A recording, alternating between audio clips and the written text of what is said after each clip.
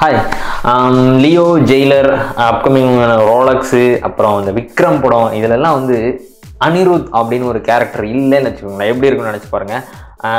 நீங்கள் வேணால் ட்ரை பண்ணி பாருங்கள். ஏதோ ஒரு படத்தை போட்டு விட்டு அதில் பேக்ரவுண்ட் மியூசிக் நல்லா வரும்ல, அந்த இடத்துல வந்து சவுண்டை ஃபுல்லாக குறைச்சிட்டு அந்த படத்தை பார்த்து பாருங்களேன்.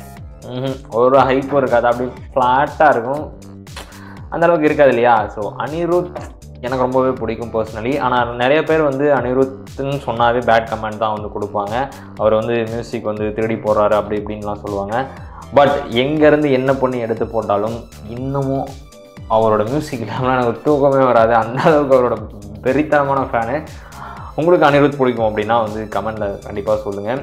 ஏன் அப்படின்னா இன்னும் அந்த பேடாஸு அப்புறம் அந்த என்ன சொல்கிறது, இந்த விக்ரம் படத்தில் டைட்டில் ட்ராக்கு சும்மா வேறு லெவலுங்க, ஹைப்லேயே இருக்குது. இன்னும் மண்டைக்குள்ளே ஓடிக்கிட்டே இருக்குது. என்ன மனுஷன் ஆகும் அப்படிங்கிற மாதிரி வேறு லெவலாக வந்து மியூசிக் வந்து போட்டிருப்பார்.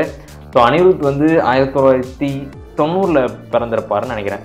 ஆல்மோஸ்ட் வந்து 33 வயசு தான் ஆகுது. 33 வயசில் மனுஷனே இல்லை யாரும். என்ன சொல்கிறது, ஒரு காலையில் எந்திரிச்சோன்னா ஒரு பாட்டெலாம் போட்டு விட்டோமா, அந்த நாள் ஃபுல்லாகவே எனர்ஜெட்டிக்காக இருக்கலாம். அனிருத் அப்படின்னாவே இன்னொரு பேர் அவருக்கு வந்து எனர்ஜெட்டிக் அப்படின்னு வைக்கலாம்.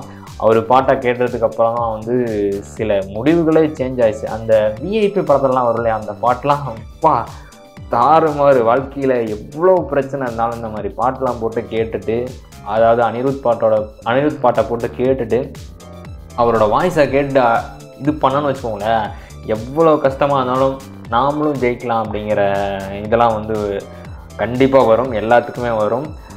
நீங்களும் ட்ரை பண்ணி பாருங்கள். அனிருத் தான், எப்பயுமே அனிருத் தான், ராக் ஸ்டார் அனிருத்.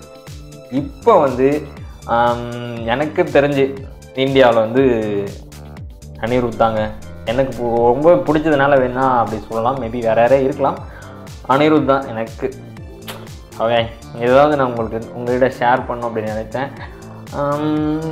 ஓகே, உங்களுக்கு அனிருத் பிடிக்கும் அப்படின்னா கமெண்டில் சொல்லுங்கள். பிடிக்காதுன்னு சொல்கிறதுக்கு நிறைய ரீசன் வந்து சொல்கிறாங்க.